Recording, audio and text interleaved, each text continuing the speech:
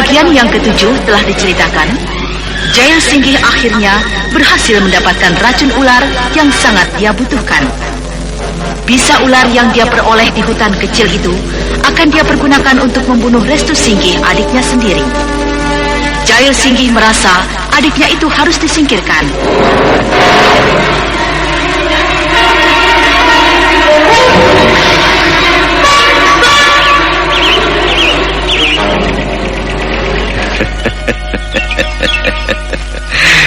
Restu, berhati-hatilah kau, karena sebentar lagi riwayatmu akan lenyap. Aku akan bebas, aku tidak khawatir lagi. Karena tidak ada lagi penghalang bagiku untuk memiliki Nilam selamanya, karena Restu akan mati. Dialah orang yang menjadi penghalangku. Dia harus mampus dengan bisa ular ini.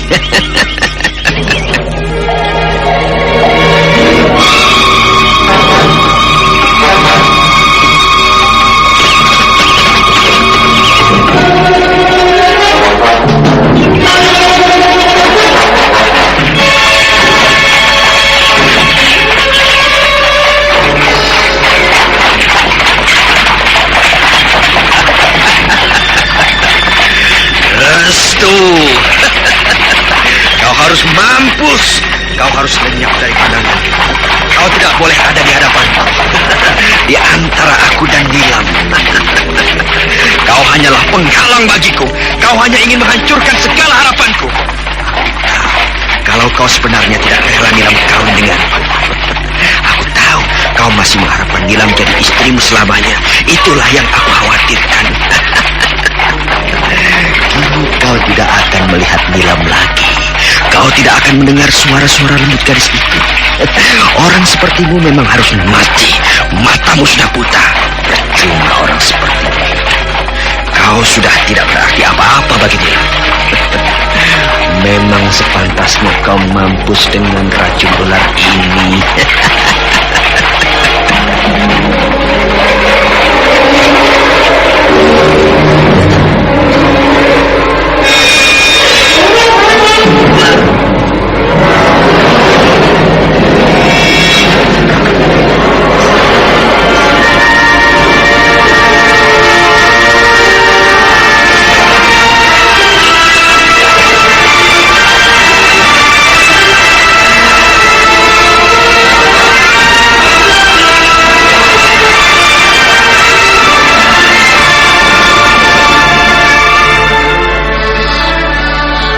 Nilam, sudah siang Nilam.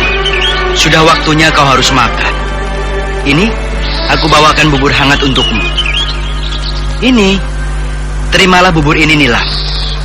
Aku memang memesan pada Bukadir untukmu. Terimalah Nilam. Pagi tadi kau belum makan. Kini kau harus makan Nilam. Ayo terimalah Nilam. Nilam, aku tidak ingin kau sakit.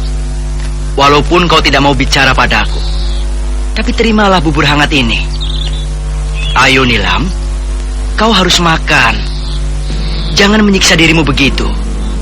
Aku tidak suka kau membuat susah dirimu sendiri. Terimalah bubur ini. Perlahan-lahan Restu Singgih melangkah. Setelah merasa kakinya menyentuh tempat tidur, Restu Singgih kemudian duduk di tepi tempat tidur itu.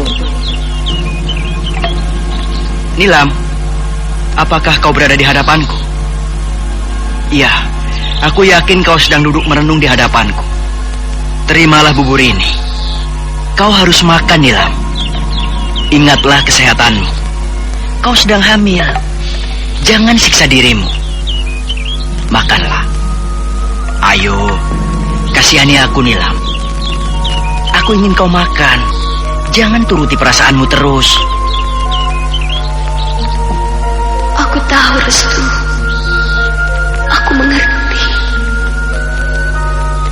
Tapi kau terlalu merepotkan aku. Aku justru kasihan denganmu. Aku justru memikirkanmu. Walau aku memang sedang membencimu. Dan kau tidak tahu kalau kandunganku saat ini sudah agak membesar. Aku memang sedang memikirkan kandunganku ini. Memang tidak terasa, kandungan Nilam Cahya sudah nampak membesar. Rasanya tinggal beberapa bulan lagi, Nilam Cahya akan melahirkan seorang bayi. Nilam, aku taruh bubur ini di tempat tidurmu. Aku harap kau mau menghabiskannya. Aku keluar ya. Salam MNB Lover.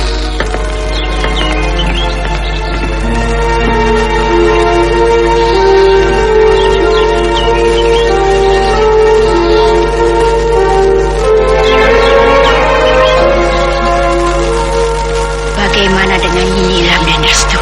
Saya sudah memberikan bubur itu. Tapi dimakan atau tidak, saya tidak tahu. Nampaknya Nilam hampir seluruhnya ingin merubah pribadinya. Saya khawatir sekali jika dia sampai tidak mau makan. Mudah-mudahan saja dia mau makan. Bu Kadir, bolehkah saya melanjutkan pembicaraan semalam? Silakan. Apakah kau merasa tersinggung dengan percakapan kita semalam? Rasanya memang begitu. Saya khawatir kalau Bu Kadir mempunyai rasa tidak suka atau menyimpan dendam pada saya. Karena saya memang telah menyimpan rahasia diri saya sendiri. Dan Bu Kadir tidak menyukai kalau ada tamunya yang menyimpan rahasia.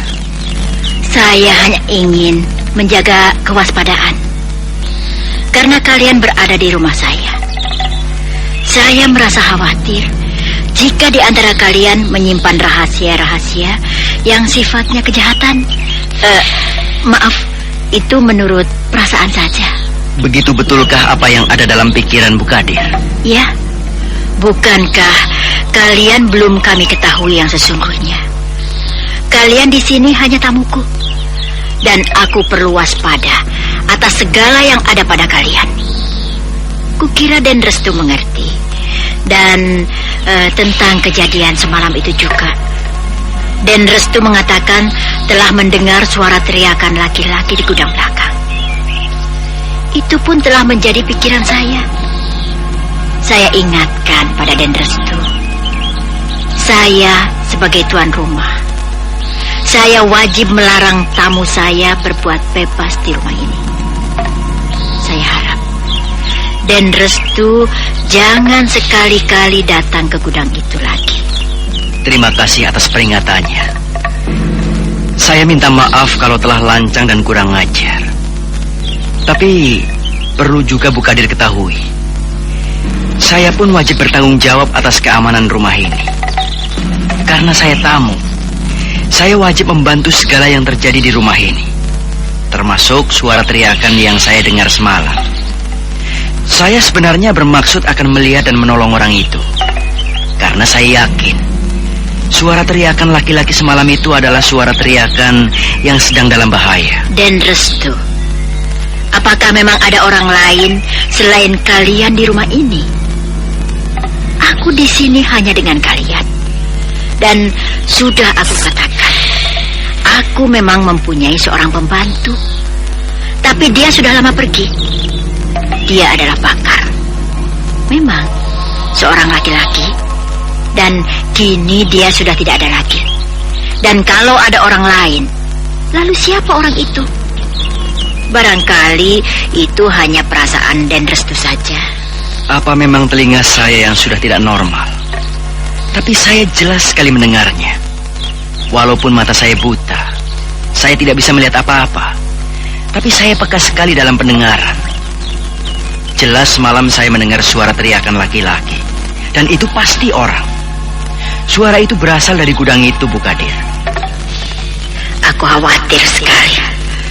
Aku takut tanpa setauku Den Restu akan mendatangi gudang itu lagi. Dia akan memeriksanya. Tapi dia buta. Dia tidak melihat apa-apa. Tapi walau begitu, aku perlu berhati-hati dengan dia. Karena di gudang itu memang sejak lama ada Bakar, pembantuku itu. Bu Kadir? Bu Kadir? Kenapa ibu tiba-tiba jadi diam? Bu Kadir? Bu? Apakah Bu Kadir sudah pergi? Biarkan saja dia mencariku.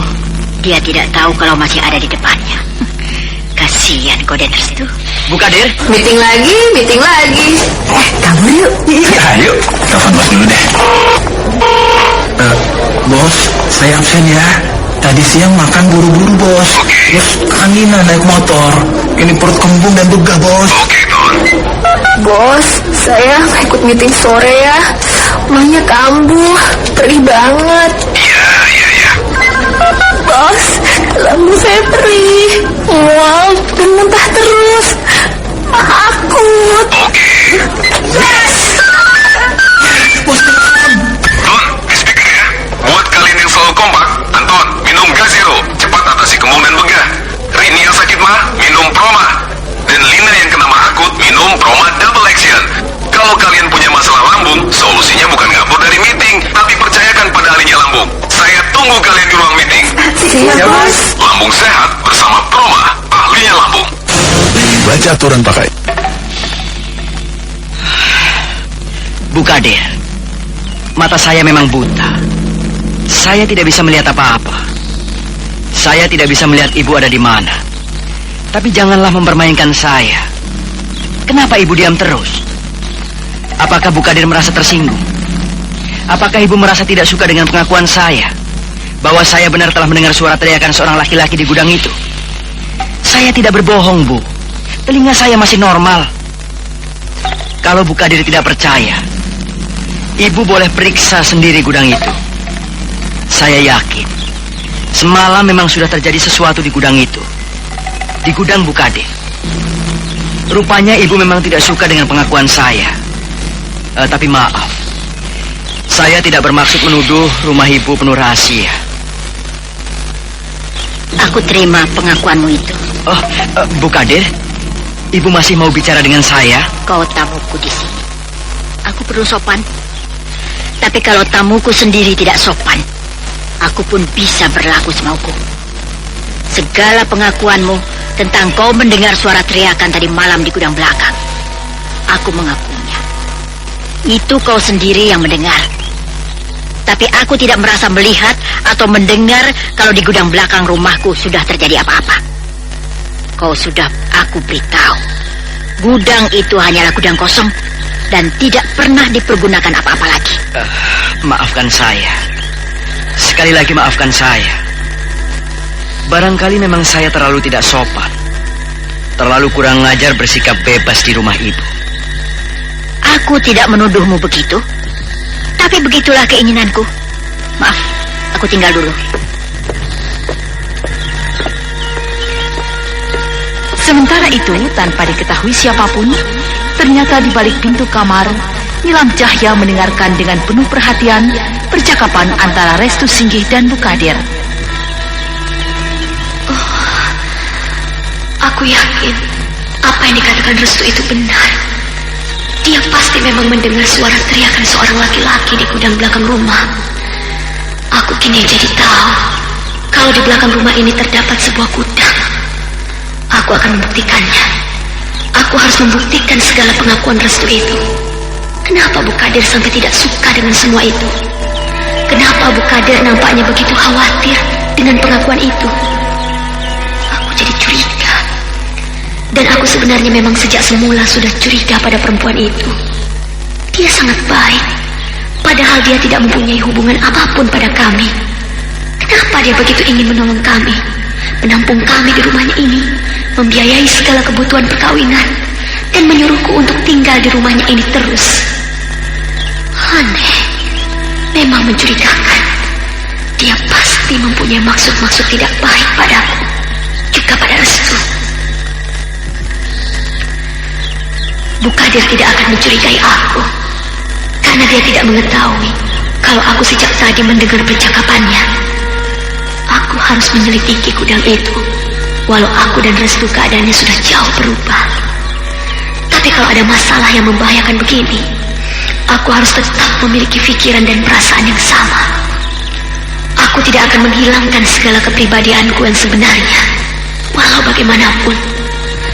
Aku tetap sebagai orang pemberantas kejahatan apapun bentuknya. Aku tidak akan meninggalkan tugas-tugasku itu. Biarlah, nanti malam aku akan menyelidiki gudang itu.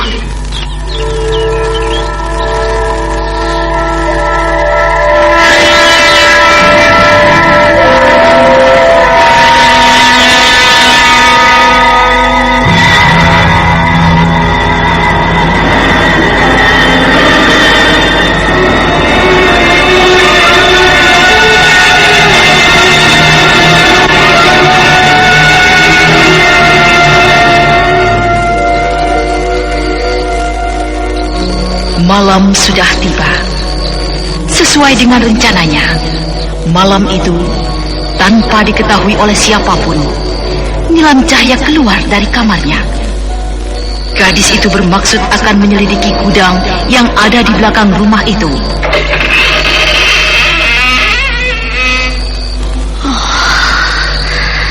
Keadaannya sepi.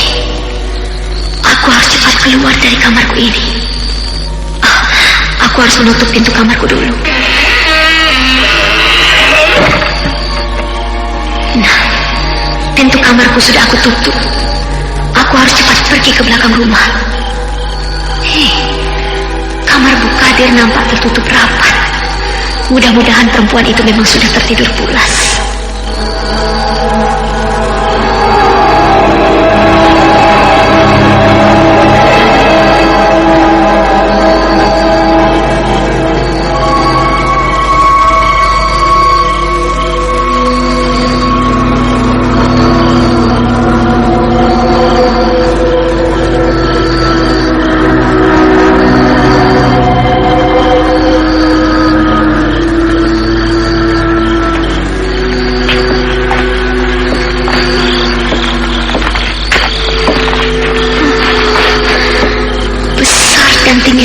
Pintu gudang ini, aku yakin gudang ini memang yang dimaksudkan Restu.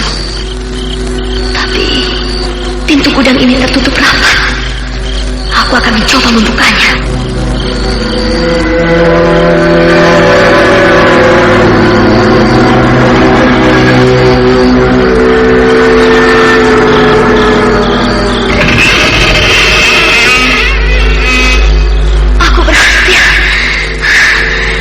Ini sudah terbuka. Nita. Ayo sih, salam sama Tante Nita. Halo sayang. Halo Tante. Lucunya. Kalau Via pinter, bisa seperti Tante Nita. Obatin orang sakit. Mama juga pinter. Obatin Via sakit diare. Oh ya? Wah, Mama pinter sekali. Via diare diobatin apa? Entrostop anak. Entrostop anak? Oh, bener banget. Entrostop anak memang obat diare anak pertama di Indonesia yang aman. Kandungannya aja herbal, ekstra kurkuma, jahe, teh, dan daun jambu biji. Banyak yang aku rekomendasiin pakai Entrostop anak. Karena stop diarenya, stop juga mulesnya. Rasa jahe lagi. Via suka banget. Tapi seumur Via aman kan? Oh, aman banget. Ya Via, Via kan di atas 2 tahun. 2 tahun. Untuk diare anak, pastikan Entrostop anak.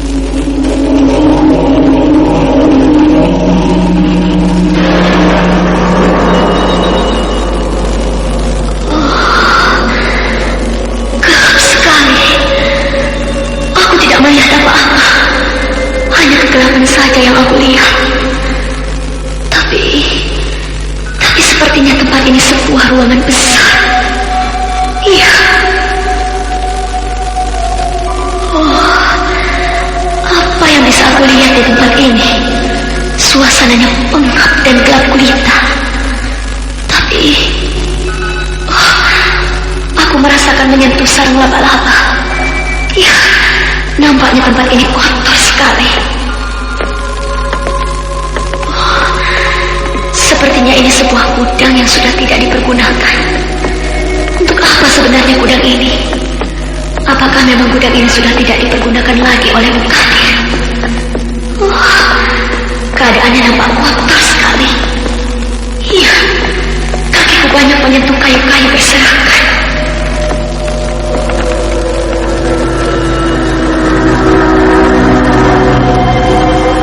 Nilam Cahya lalu menghentikan langkahnya. Pandangannya tiba-tiba terpaku. Ketika dia menengok ke arah belakang, dia melihat sebuah lentera yang menyala dengan redup.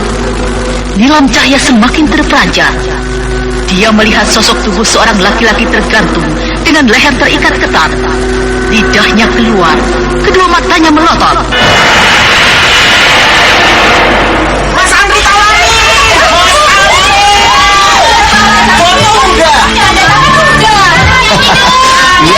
Iya, boleh. Dengerin ya. Aktivitas tinggi olahraga berkeringat. Awas kamu kena gatal jamur. Artis mana mungkin kena gatal jamur? Siapa bilang artis gak pernah kena gatal jamur? Dulu saya pernah mengalaminya. Karena aktivitas padat, udara lembab, kepanasan, keringetan. Akibatnya saya kena gatal jamur. Gatel banget. Dan bau kaki lagi. Kan ada salep impor. Saya pernah coba salep impor. Bukannya sembuh, kulit malah gosong. Untung ada Kalpanax Cream. Kalpanax Cream aman di kulit, terpercaya dan cepat kerjanya. Makanya kalau gatal jamur jangan pakai sembarang salep. Pastikan Kalpanax Cream, bukti klinis atasi gatal jamur. Oleskan saja Kalpanax. Produksi Bio Farma.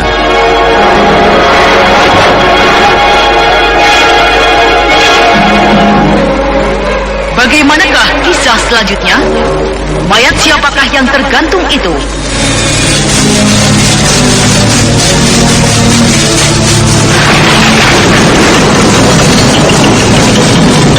Nah, saudara pendengar, ikutilah kelanjutan Sandiwara Radio Misteri Mini Pelet yang dipersembahkan oleh